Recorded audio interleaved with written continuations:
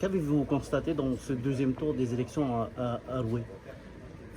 Philippe Chil m'a apporté des procurations qui semblent douteuses, qui semblent frauduleuses, émanant de deux agents de la DSP, surtout un. Mais en fait, ils sont quand même mis à deux. Ce sont des procurations qui sont écrites toutes de la même écriture, datées du même jour et de la même heure. D'accord. Une Comme, centaine de procurations? alors plus d'une centaine, oui.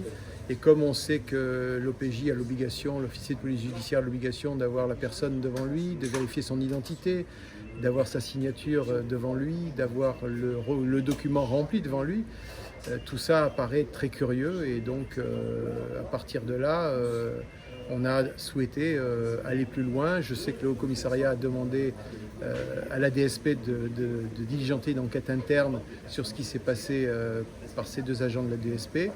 Et cette enquête est toujours en cours. D'accord. Quelle procédure est-ce que vous allez engager?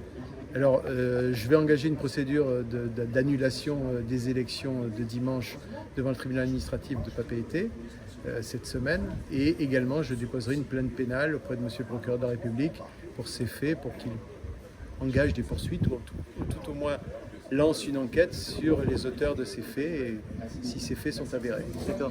Alors, comment allez-vous établir le fait qu'il y a bien eu tricherie? D'abord, ma question, est-ce qu'il va y avoir un troisième tour à Roué ou bien il y a une autre manière de...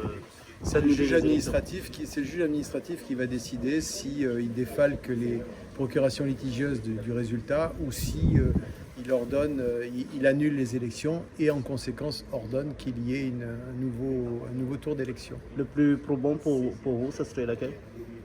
Moi, je souhaiterais que ce soit la première solution parce qu'elle sera plus simple. Maintenant, si c'est la deuxième, les électeurs d'Aroué reviendront aux urnes et puis ils voteront à nouveau, mais dans des conditions différentes.